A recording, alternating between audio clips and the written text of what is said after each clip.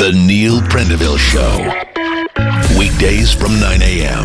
104 to 106. Red FM. In studio, Michéal Martin. Michéal, welcome to Cork. Welcome back after the leaders' debate last night. Thank you very much indeed. Interestingly, there doesn't seem to be a whole lot of traction regarding that debate. In a vox pop this morning on the streets of Dublin anyway, 62 people were asked, and only 4 watched it.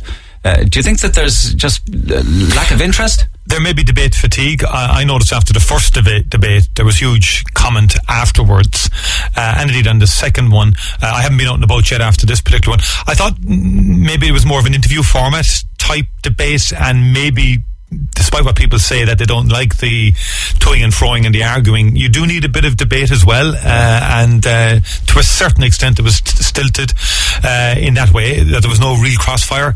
On the other hand, people will say, and Miriam would have said, look, people like to hear what the candidates are saying and like to get a sense but maybe, here's my point, the debate. Maybe people have heard it all before, and there's actually no daylight between, say, Fianna Fáil and Fine Gael, and even Labour to that extent. You're all pretty much saying the same things. People are fed up of hearing it over and over and just have their minds made up. I'm not sure. I mean, I get a lot of engagement. I got an awful lot of engagement after the first 2 debates on the canvas trail. I have to say that. Well, you're going to say that. Yeah, but no, but it actually did. And there was not. I mean, if you look at the viewer figures, I think the hour and a half is a bit too long. But you're all saying pretty much the same thing. And I think maybe there's, at the third debate, there's a bit of fatigue in terms of people are just saying, well, we've had 2, change maybe the format, change the... People are just watching out for slip-ups, and you're also ultra-cautious now, and you've all have the same mantra, you're sticking to the script. And again, let me say to you, the similarity in scripts is awesome. You're all saying... No, listen, come on. Everybody's dicking around with USC. You're talking a little bit, you're saying getting rid of water charges, but other than that, it's the same old ding-dong. Well, I would argue that you look at the education proposals of Fine Gael, you look at the health proposals of Fine Gael, they're very significantly different to ours. I think Fine Gael want to privatise the health service, essentially. That's what they wanted to do the last 5 years. They took the wrong model, the Dutch model. They hadn't a clue about what they were actually saying 5 years ago. And then at the end of this term, they said they couldn't do it and wouldn't be able to do it. Now they're talking about privatising out the management of hospitals. They're talking about creating 16 new agencies. 7 hospital trusts, 9 community health.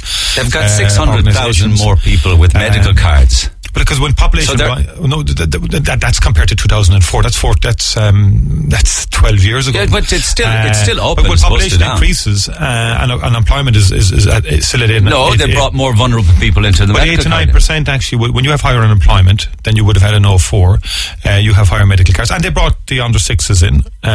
But then, of course, they took a lot of medical cards off older people and gave them GP cards instead.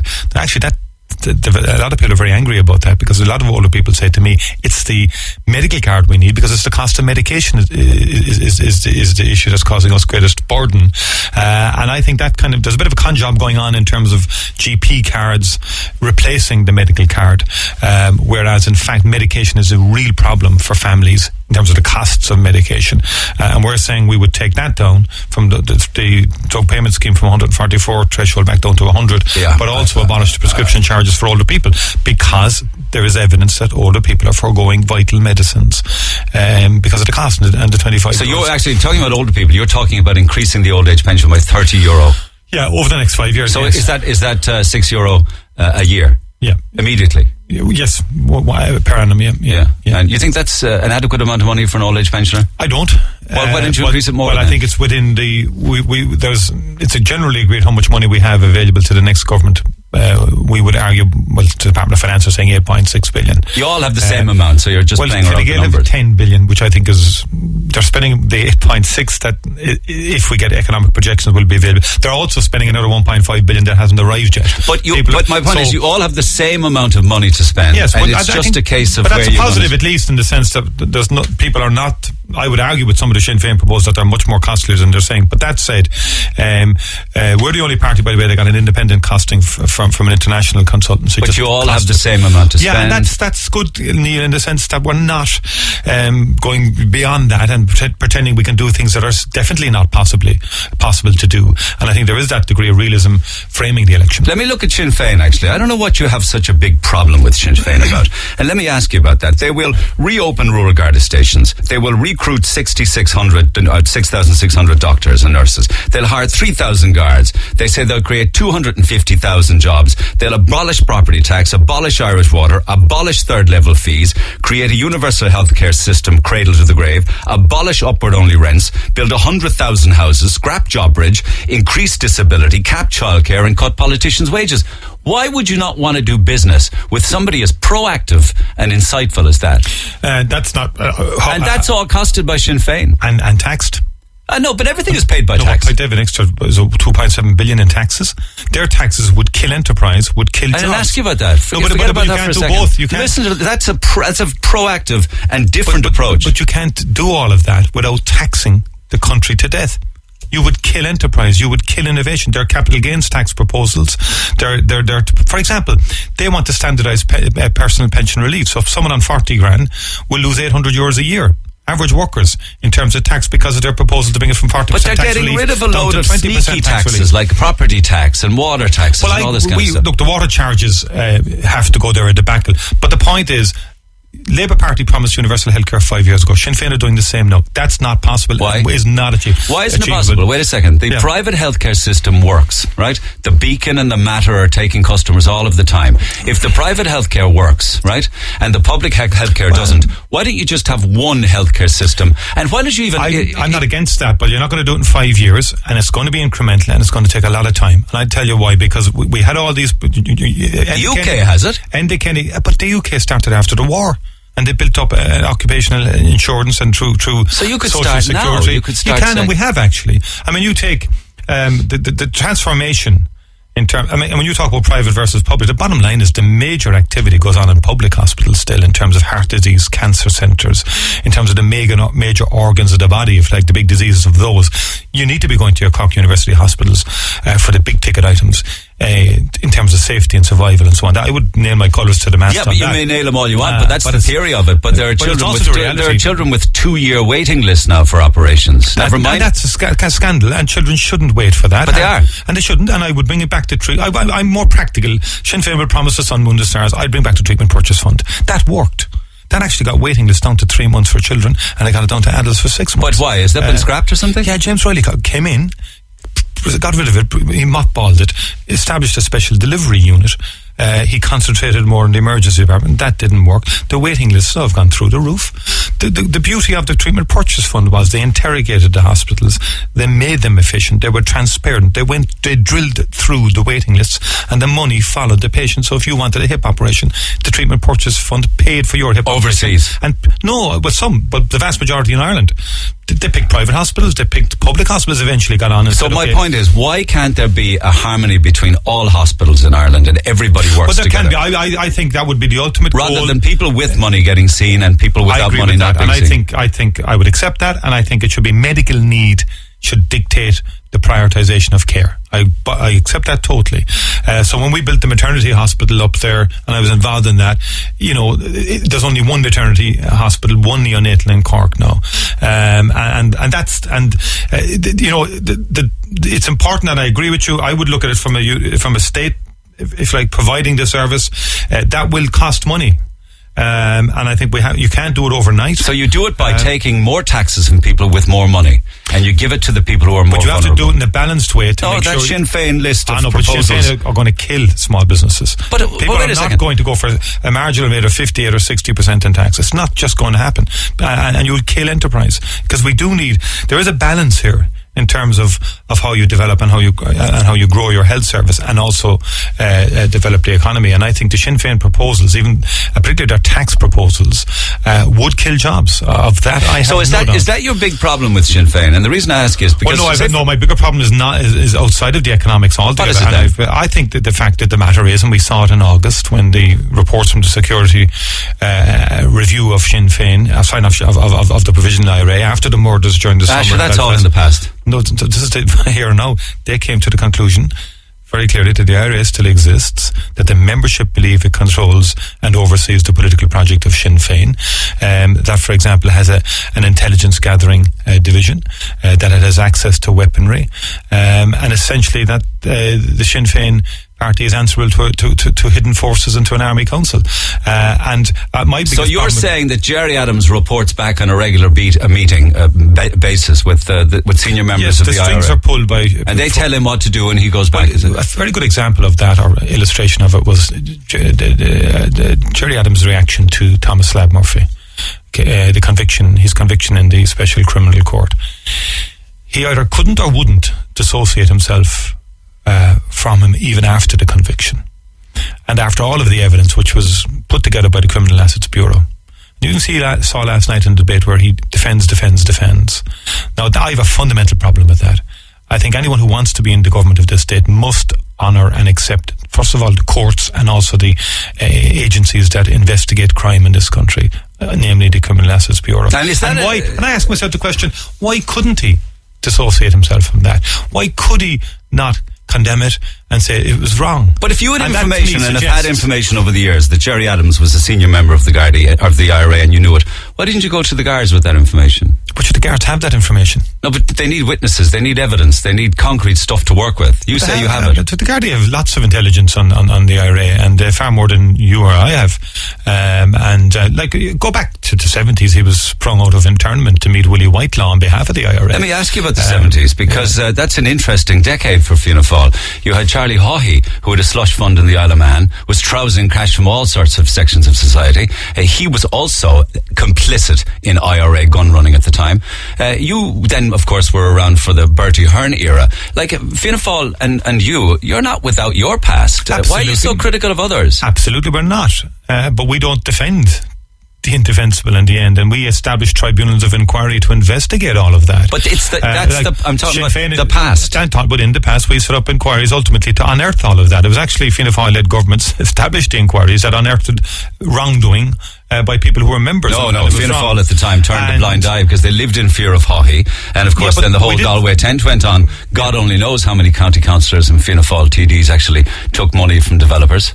Well, I think that, but we had a planning tribunal with planning inquiry into all of that, and that adjudicated on all of that, and found people, that were corrupt and so on. And I think you took a payment from O'Callaghan, didn't you? Yes, and that was a legitimate political donation. What was it, 10 grand? No, this was 1989 general election, 1,000, and then in the 1991 for the local elections for the party, there was 5,000, and that was documented, and all of that was cleared and dealt with by the tribunal and vindicated as a political donation, no question about it. Because at that time people took political donations from all parties, and that was a legitimate thing to do at that time. There was nothing although I do accept that the perception of that is wrong, and that's why I've supported and have supported all the way more transparency and the establishment of the standards in public office, which we've established, where all donations have to be declared and are lodged, and it's a much better operation now, and it's better for everybody, and I think the perception is better, and I'm fully supportive of that approach. If, for instance, in Cork, and particularly in your own constituency of Cork South Central, if Sinn Féin now are polling somewhere in the region of 15 or 17%, right behind you guys at 20, so let's say that maybe a fair percentage of the Cork people will actually vote for Sinn Féin on both sides of the River Lee. If you represent all people, will you not represent Sinn Féin voters? I'll always represent voters and members of the constituency. But are you saying they're stupid or they're wrong? No, are you saying that they're Are you saying that they're supporters of the IRA? No, I'm not. I have my issues in terms of, and I tell you why, Neil. I've met, for example, the mother of Paul Quinn. He was, every bone in his body was broken in a barn yard in Monaghan, right, by the IRA. Yeah, but not by Gerry Adams. No, but Gerry Adams and Conor Murphy, who was a minister in the North, kind of put it about that this guy was involved in petty crime, right, and he wasn't. And that mother not only had to, when she talks to you, doesn't just talk to you about every bone in her body being broken. She's hurt by what they did to the reputation of her son. And there was about, was a 16 to 20 in the barn that night. It was forensically cleaned by guys in uniform, and no one sees anything. And Gerry Adams keeps on saying, come forward. No one ever comes forward. There's an omerta within that movement. The same happened in terms of the murder of Rob McCartney in Belfast. The whole pub was full of people, and yet no one could come forward. Why? Because there was a culture of fear over it. And that's my biggest issue. You don't see any positiveness in what Jerry Adams or Sinn Féin have done with regards to Northern Ireland, or getting a voice for Catholics or a minority who were disenfranchised and marginalised by the British and Protestants and the system and the RUC. But there's two ways of looking at that. I mean, they needed a voice, remember? I talked to people who were former members of the IRA, and they said the thing went on far too long. There was no need for 30 years of murder and mayhem, and ultimately it evolved into a lot of gangsterism as well. And that still has continued on in the border areas with the fuel laundering and so on like that. So, many would say the SDLP sacrificed themselves ultimately and paid the ultimate price for the peace process with John Hume and the Adams, and I welcomed the peace process, and we were involved in that, and Bertie Ahern and people like that put in huge effort. You airbrushed Bertie Ahern out of that one very nicely, didn't you? I did not. You did so. You never mentioned his name. I always do. No, you didn't. And that was a particular speech that people referred to back in Clare, but I think that was taken completely out of context because I mentioned John Major and Albert Reynolds. What I was doing there was I think you thought that it wouldn't be PC or cool to mention Bertie Ahern. No, we were illustrating the importance of Prime Ministers getting on well. The point being that David Cameron and Enda Kenny took the eye off the ball on the North. That was the context. The context was a North-South conference on how the whole cross-border agenda had slipped under this government's reign. And I wasn't just saying this, everybody involved up in the cross-border were saying this, that Enda Kenny and Cameron took their eye off the ball for too long on the North, whereas Albert Reynolds and initially Major went at it, and indeed Tony Blair and Bertie Ahern got it over the line. He's been very demonised, hasn't he? And I can't help but on one level feel sorry for the guy, that everybody hammered him for the negatives. Enda might have had his whinger moment, Bertie Ahern might have had his go into a room and commit suicide moment, but does anybody ever think of the good things that he did? I think time is and analysis and reflection changes perceptions, and I think in the teeth of the recession and the immediate aftermath he was persona non grata. Are you close to him? I wouldn't be close to him, but we get on. I mean, I'd meet him at matches, mainly is where I'd meet him, and we'd have a chat and so on like that. I do have to say, now that you raised it, he had an incredible commitment to getting the peace in the North. I think it went back to his own background in Cork with his parents who were involved in the War of Independence, and that's something he worked night and day at, and did get it over the line. And the other one actually was he had a great feel for areas of disadvantage, and he was very keen on getting. I'm glad you mentioned disadvantaged. I'm glad you mentioned that disadvantaged areas, because here in Cork, and these are figures that I gave to Enda Kenny recently, because in spite of all of the people bigging up how great things are, many areas of Cork are far from great and never have been. Of the 64 electoral districts of Cork, 28 of them are labelled either disadvantaged or seriously disadvantaged. I want you to think about this now, not give me spin. Some of those have unemployment rates in our city of 35%. It's the highest number of unemployment black spots in the country. Black spots in disadvantaged areas are found anywhere where public authority houses are built, and that's usually followed by poverty and disability. I mean, those statistics are just astonishing. 25% of Cork families are lone parents, again, which is way ahead of the national average, and nearly 1 in 5 people in Cork is registered with a disability. Were you aware of those census figures? Yes, I would be aware of those. That's shameful. For any TD out of Cork, that's shameful. Never mind the leader of the opposition. Yeah, and I've worked extremely hard in areas, both in education and in health, to go the extra mile to intervene. It needs consistent intervention. No, it's been this way for years. And we did. You didn't. You cut the minimum wage. No, but we actually brought in the minimum wage initially. You might have brought it in initially. And we brought up to second highest in Europe until the crash came. And that was a mistake to bring it down to euro. I think that was the wrong thing to do. But anyway, that said, you cut Christmas bonuses. The real area to deal with education, or to deal with disadvantage, is education, and the provision of better teaching ratios in those areas. And we brought in the DESH program. Fianna Fáil did, and it has proven, if you go through the analysis, it's working. Now this government tried to take it away, and there was huge protests. It's not 3 years ago. But it is. It's not working. There's no real jobs. No, it's not. No, but in terms of the outcomes for kids. No, you probably got completely hooked up on IT and pharmachem. And regular people with regular lives don't have the qualifications to work in IT but and pharmachem. I brought in the school completion program back in 99. Back in 97 when I was in education, only about 80% of people were finishing second level. It's now 90%. So progress was made, but it's a constant battle. It's not something that's going to take quite a long time to deal with the underlying issues in terms of disadvantage. Therefore, you need to give a government 2 terms. And I'll tell you why. I mean, if you're in a Grand Prix and you're winning, right? And you're nearly at the finishing line. You don't pull in to change tyres. But this is why this government, Fine Gael, have no interest in this. They need and 2 terms. I've been down in the various community centres. Look what they did to lone parents, for example, in community employment schemes. Took away the additional payments and so on. Most lone parents left community employment schemes, which gave them a top-up it on their pales welfare. into insignificance into what you guys did. No, it didn't. Wait a It's second. important about the loan parents down to 7. No, when your child reaches 7, you lose your loan parents. Many of them have lost jobs as a result of that. This government have crucified loan parents more than any other government I've ever witnessed. And you don't have to take my word for that. Take all the representative organisations on behalf of loan parents, and they'll say that. It's one blow after another blow after another blow. And on the communities, Fine Gael don't get communities. I've been working in these communities, and you can criticise me fairly and so on like that if things haven't been better than they should be. But no one can take from me in terms of my commitment to people on the ground.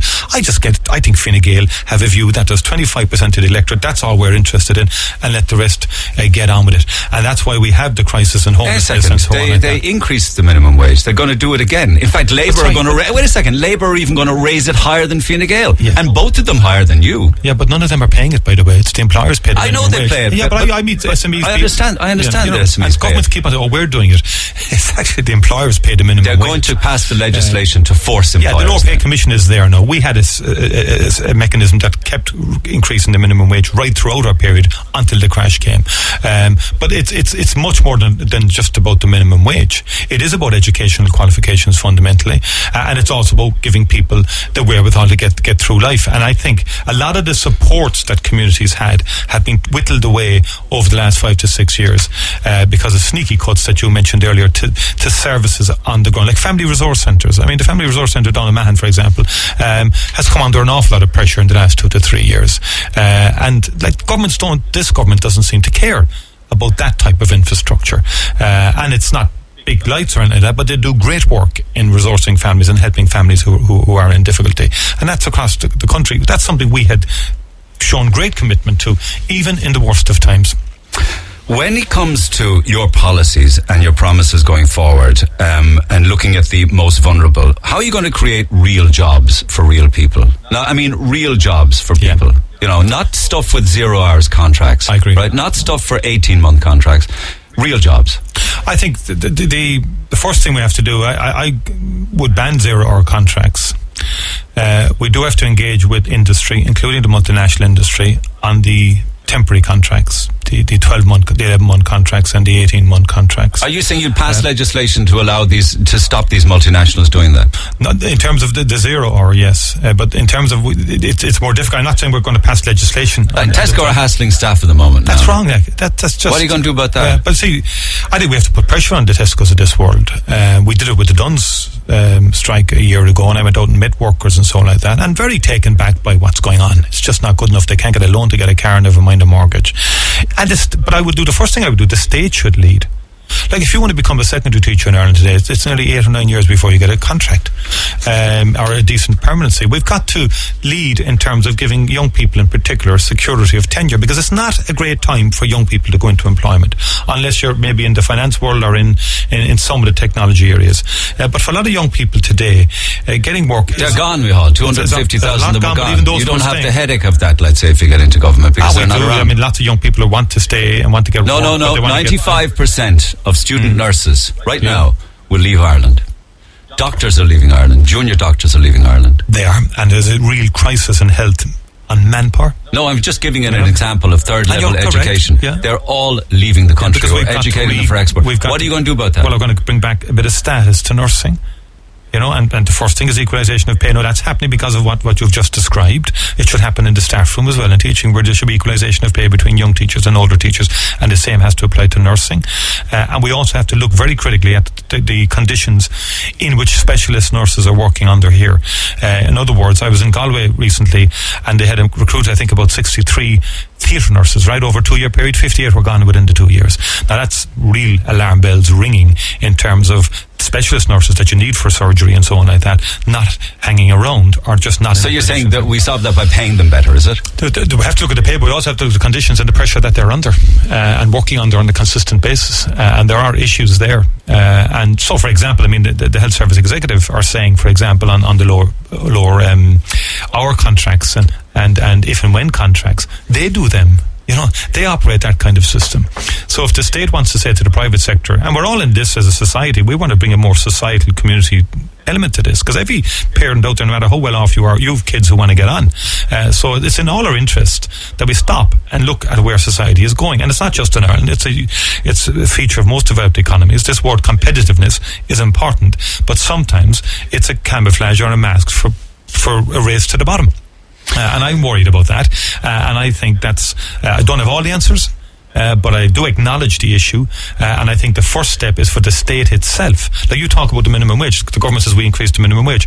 Guess what? You take all the community movements that the state funds, they give them no extra money to pay the minimum wage. Yeah, but at least they didn't cut it. At least they didn't take money off the table. Ultimate hypocrisy to say we want all the SMEs and everybody out there to pay the minimum wage, but where we have direct control in terms of resources, we're not going to give anybody the capacity to pay it. That's the point I'm making. The state has to lead, and the state has to lead in terms of lower contracts and in terms of giving people security of tenure. Otherwise, we won't attract people into the public service. And we do need teachers, we do need nurses for the future of our public services and quality health service and a quality education service. If young people look at this employment scene in these areas and see no prospects in terms of remuneration, they're not going to be attracted to it. They'll go elsewhere. What about people who are working and have some money but bought property that was way overpriced? Why hasn't anybody come up with a very equitable system whereby there would be some mortgage debt relief? I mean, they gave it, and I'm wondering whether you would even consider this, to developers who defaulted on massive loans. They were written off. Why didn't people with mortgages get a reduction? So that maybe they might be paying back money on what the property was actually worth. I think that's a fair point. No, it might be a fair point. I think, the government didn't deal with that issue on the negative. I mean, there are mechanisms you could do in terms of where for example, I'm asking what would you do? We're proposing to extend mortgage interest relief for those who were particularly caught in the 04. No, but you bailed out the banks who then turned around and screwed the people they gave the loans to. Well, are you powerless now to go back to them and say, we want you to reduce people's debt by 30%? We're not powerless, and there's been a reluctance of the government to intervene with the banks, and they've allowed banks carte blanche in terms of ripping off people on variable interest rate. They're paying out dividends now, I see. Yeah. And I think that there is a real issue there. For example, mortgage arrears. I mean, people should not be thrown out of their houses by any state bank, in my view, and they should be forced to do proper resolutions with them. We've had a number of cases where by intervention we got deals done eventually. But I shudder to think if there was no intervention, what would have happened? And sometimes people come to us too late. Come here. In the opposition, you dropped the ball completely. No, I thought about individual. Go on, sorry. You did. I mean, in fairness, you wouldn't be struggling for a fourth seat in Cork South Central if you were really going like a Rottweiler in the opposition in the Dáil. You had an opportunity to go hell for leather, and you didn't do it. In opposition, through the worst recession, and look at you. I think we've been very strong in opposition on the housing and the mortgage issue. I think Michael McGrath was very strong on that. I think we came up with very good solutions in terms of a debt resolution office. So we were the first to raise the issue the banks shouldn't have a veto, and that there should be a debt resolution office that would intermediate between the banks and the mortgage holder. Still and all, regardless of all of that, people are still being made homeless. There's something like 1,700 children who are in hotels and living in cars. Yeah, it's a scandal. And I'm asking you, would you advocate or would you consider debt write-off for people who have overpriced mortgages? I would consider relief for them. I would have to. We can't sort of. It has happened. It happened for the multi-millionaires. It did why didn't happen? And in opposition, why weren't you shouting for a deal? No, a write-off. Well, we didn't shout for a write-off. Why not? Yeah, but we wanted because there are costs. Why not? Because of the whether it's possible in terms. No, I know people who are back now. They're flying again. They've got businesses going, and they got 50 and 100 million. But what we advocated for was mechanisms to make sure that people weren't put out on the street. But they are being put out on the street, and that's because this government has given the banks a carte blanche. Because you didn't shout loud enough in opposition. Well, we did in opposition, but we're not in government, so we can't executively take the decisions to intervene in those areas because we don't have the executive power to do it. But if you did, but Michael Noonan took a hands-off approach to this and took the view that there would be no interference or no intervention in the banking system. He steadied the ship, though, in fairness to him, which no disrespect to the outgoing Fianna Fáil government, but under Brian Lenihan, he was a bad poker player, wasn't he? No.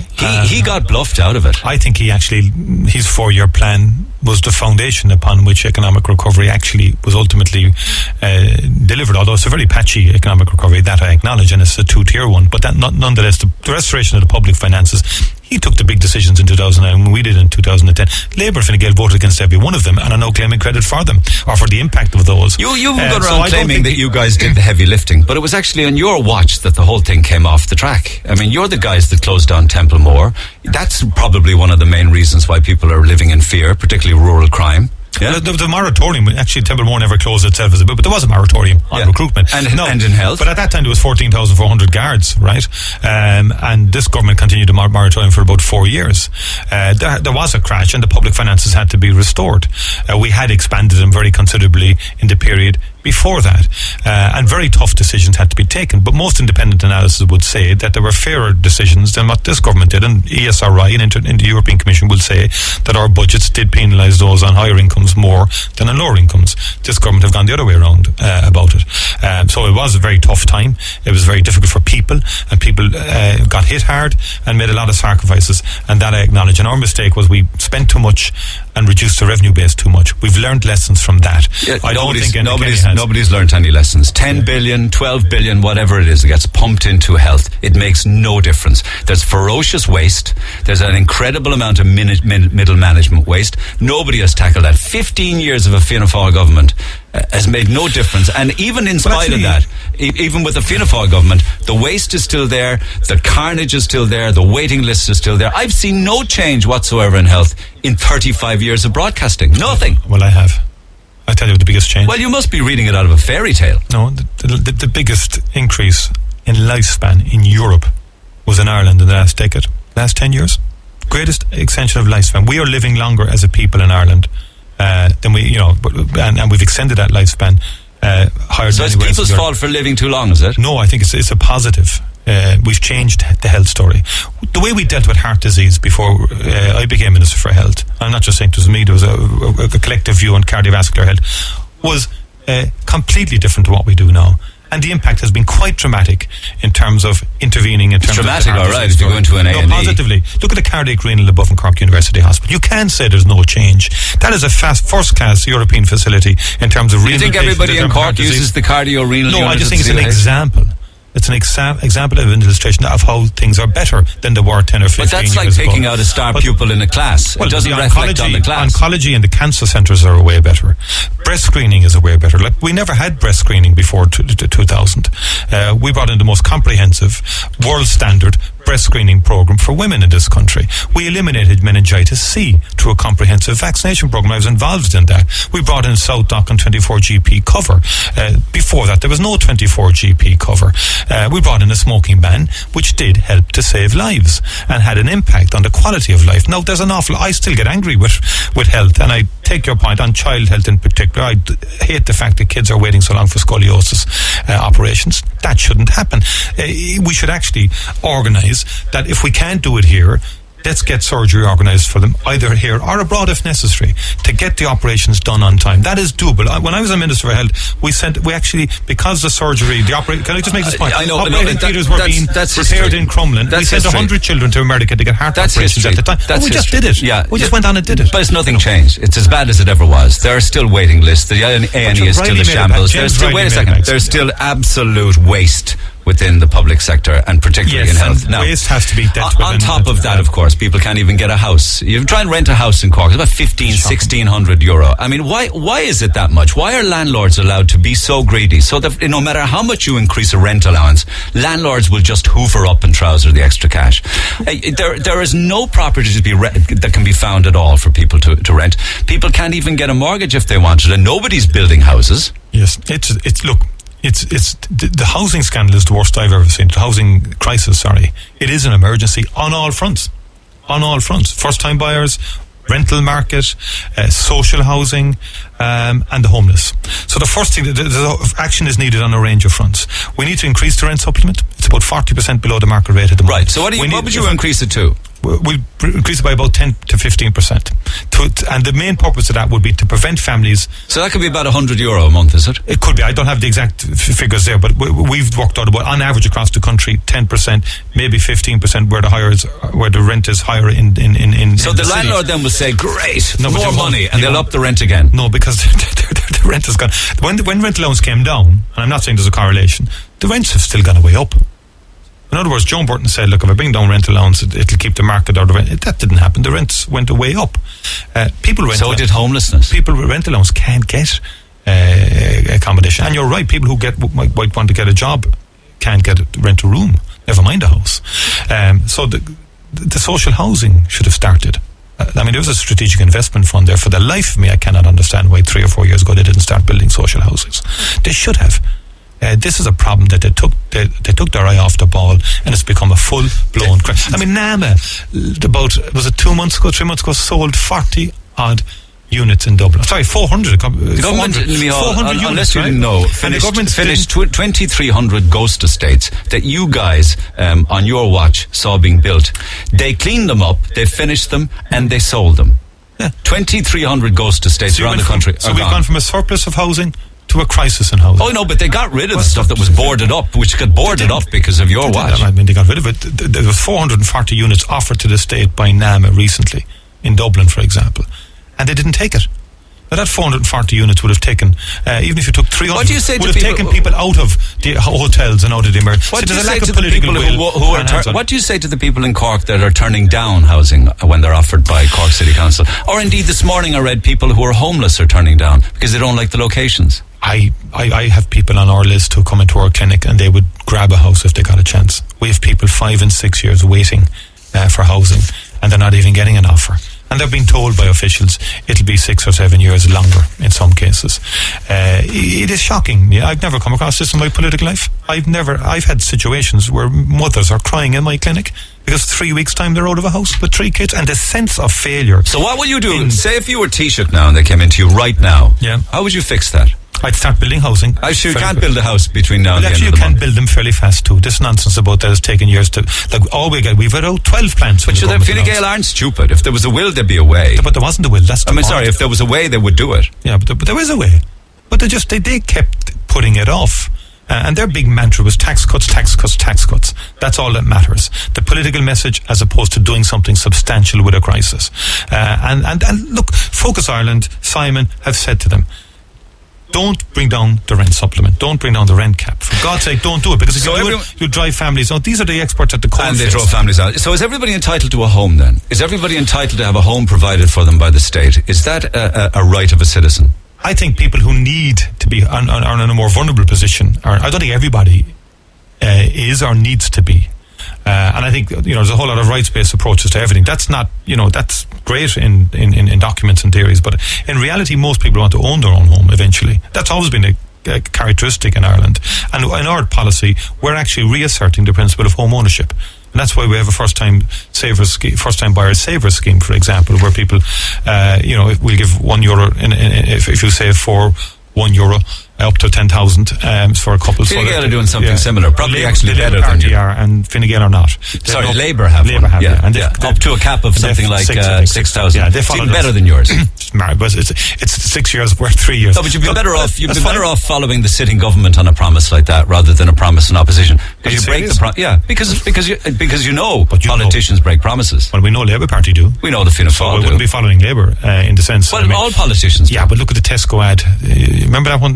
Fine Gael, look what Fine Gael have in store for you: water tax, euro on the wine bottle, dirt tax, VAT up by 2%.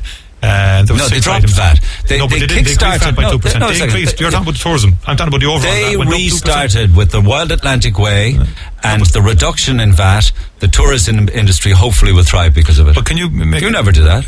Can you accept my point in terms of they increased VAT by 2% overall?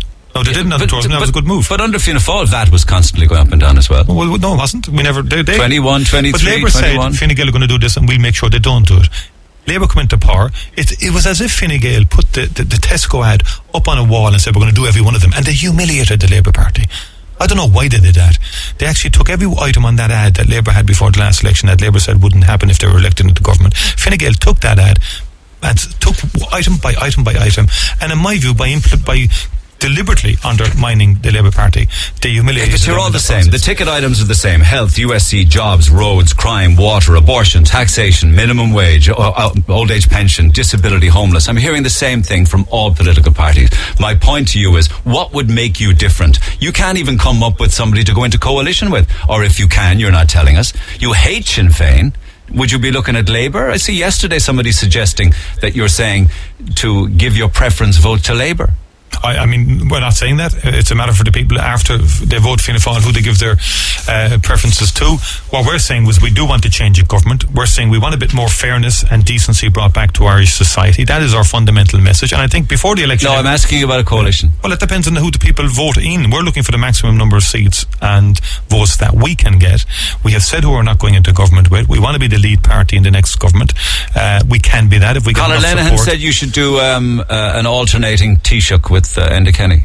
No, that's not a possibility. And why? Because you want to play with the ball. No, I think that was. I remember that was mooted. I don't know, was it 10 years ago when the Labour Party, longer actually, that idea first, and even Labour privately would have said that was never a possibility or practical. You know, so what's possible? What's practical? What's possible is, I think, it depends on how many seats the other parties get. Let's say it's a hung dog, and there's newer parties, and there will be quite a number of independents get elected as well. But I think there will be a sufficient number of centre ground politicians to make sure that we can change the direction of the country and change the direction of society. Michéal, you're not listening. None of you are changing any direction. You're all messing around with the same agenda. I don't agree with you. I actually fundamentally disagree there, Neil. There is no fundamental difference. The only fundamental difference in anything in here happens to be as to who will and who won't scrap water. That's all. It's not. Fine Gael are going to look after the wealthiest in society. That's the big difference. And their big ticket item is get rid of the USE in its entirety. So someone on 100, 150, 200 grand, 300 grand will do far better than someone on 30, 40 and 50 thousands. So the Fine Gael are going for the high earners. They're looking after a certain cohort in society to the detriment and exclusion of others. We're saying investment in public services is our first priority. You are the one that is saying, saying is if you tax people too hard, you'll never get people into the country. Everyone will leave. Entrepreneurs won't work. And then when Fine Gael try and do something about that to generate employment, to generate wealth, you crucify them for it. No, we don't. They're overselling. You're completely confused. We're not at all confused. At all. We think families need a break. You accept you have to pay people, and sometimes you have to pay them a lot of money to get them to come into your country, or even for those who want to stay. But they're coming into the country. They're not. I mean, inward investment is happening and has been happening for the last decade. They came in and they just and you guys sold the family jewels. You give everything away to venture capitalists, to vultures. I'm talking about companies that are 60 and 70 million euro projects and developments were sold for 10% of it. You're talking about NAM and the IBRC. Everything, yeah. But I'm not talking about that type of investment. I take your point on that, and I think there could have been a greater rigour in terms of some of those sell-offs and so on like that. But in terms of the industrial inward investment into the country, it's the long-term skills and knowledge of the Irish people have attracted. You want to pay them peanuts, is it? No, they're continuing to come in here. So the overselling of the idea that it's all about base level tax levels will generate jobs is, I think, a mantra we had before and isn't necessarily. I wish I had more time, but I want to ask you about South Central because there seems to be a fight on in your own constituency, and this could well be the reason why it's not good to be the leader of a party, because you need to mind your own constituency too. If some of the polls are correct, right, and there's two out now that says that Michael McGrath will top the poll, that Donegal O'Leary will come in second, that you and Simon Coveney have 17% each tied, and I would never write out Jerry Buttimer. Isn't there a chance that you're not even going to take the fourth seat? This goes from a 5 to a 4, and that it will be McGrath, O'Leary, Coveney and Buttimer. Well, first of all, I think if that poll turned out, we'd be very happy on polling day. You'd be very happy to lose your seat? No, if the poll that you mentioned. No, I'm saying that poll doesn't reflect what you said, but that's not the point. It is very different. I'm saying that I wouldn't write off Jerry Buttimer. I'd write nobody off. And Simon Coveney, and that you could be the one to lose your seat. I'd write nobody off, and it's really up for grabs. I acknowledge that. This is a very tough constituency. It's 5 into 4 doesn't go. You have 5 outgoing TDs, all very competitive. And then you have others coming up who wanted the seat. So it is, personally and everything, there's a battle on. How would you feel about that? We want to win the 2 seats. If that were to happen. How do you even feel about struggling for the 4th seat? Look, we want to win the 2 seats here. That's my main concern, is for Fianna Fáil to win the 2 seats, myself and Michael McGrath. That's my objective here. And the sequence of the order. Why would he be topping the poll and not you? The sequence of the order. Wait a second, you're leader of the party. Yeah. Right? You've been longest in South Central. Why aren't you topping the poll? Well, we'll see. I think, look, there's a number of factors, but the bottom line is we'll see what happens on polling day. And I think, it is, it's going to be a tough one. It's going to be a close call. I need every vote that I possibly can get. You're absolutely correct on that. And it is very tight. But we knew that once the reboundary happened and the boundary changes did disadvantage myself and Jerry Buttermore more than most, because we lost the highest number of individual votes as a result of the redraw. So it's a very competitive one for me and for Jerry Buttermore as well. But that said, for us to win 2 seats with Michael McGrath, but it's kind of a shame, like when you look back to the days of Jack Lynch and the power of Fianna Fáil on Lee's side, that power is gone. Well, this is not actually. It's gone. It's gone. It's completely decimated in Cork City Council, for instance. No, we were the largest party in Cork City Council. Were. No, we are. I'm talking about. You got wiped out nationally as well. No, we are now. Yeah, no, it's a Sinn Féin. No, it's a Sinn Féin. No, we've more members than Sinn Féin. It's a Sinn Féin-led council. No. From the point of view of the mayoralty. That changes every year. Yeah, but that is still the rotated. Point. Yeah, but we're looking at at least one Sinn Féin South Central and possibly 2 North Central. We're higher than Sinn Féin local elections. We did very well. So you can't say we're wiped out in Cork. That's just not a tenable proposition. We have 2 seats going into this election. Hopefully, if the people vote for us, we'll have 2 seats going out of this election, and Billy Kelleher will be elected in North Central. We want to win back a seat in West Cork with Margaret Murphy O'Mahony. We want to win back a seat in No, but I'm talking about your own seat for the leader of a party party not to be topping the poll. Is that not a concern to you? No. Absolutely not. It's the winning of the 2 seats. If you win 2 seats out of 4, that's pretty good going now. In a constituency that's very, very challenging and tough. And I will have to go out there, and my team are out there working very hard because of the fact that I'm leader of the party as well, and I'm leading the party across the country. That has its challenges in terms of your own constituency as well. But we've worked hard over the last 5 years, and we've engaged with our communities and with our people, and it's in the ballot box. Does that surprise you then that your numbers are kind of stacking up? Well, no. I think... You were expecting it? I think it's very tight, Neil. It's very tight between all 4. It's all within the margin of error. And just be cautious of polls as well. The pollsters interpreted the outcome in a certain way in terms of the 4 seats. I actually think it's much tighter.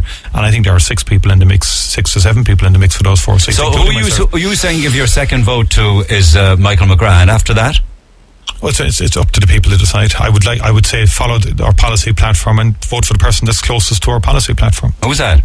That's a matter for them. I'm not going to tell people who to vote for. Why not? I don't believe in that. You can get a coalition out of it if you went out and told people what to vote for. Fine Gael and Labour are telling people how to vote for. But I think politicians need to be careful about that. I'd say you've a deal done with Fine Gael, just keeping it under wraps.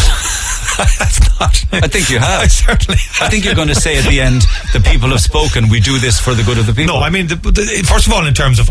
So you won't come back to me in a fortnight's time and say we had to do a deal with Fine Gael? We don't want to do that at all, and we're not doing that. And our commitment is to the policies and to the ideas that we've put forward. And we want to change the direction of society. And we're not going to lecture people in terms of who they should give their 3, 4 and 5th vote. That's democracy. It's proportional representation. And I think people want the space to make their own calls. All right. Out of time, Michéal. Wish I had more. Good luck with the rest of the campaign. Appreciate you coming in. Thank you very much indeed, Michéal Martin. The Neil Prendeville Show. Weekdays from 9 a.m. 104 to 106. Red FM.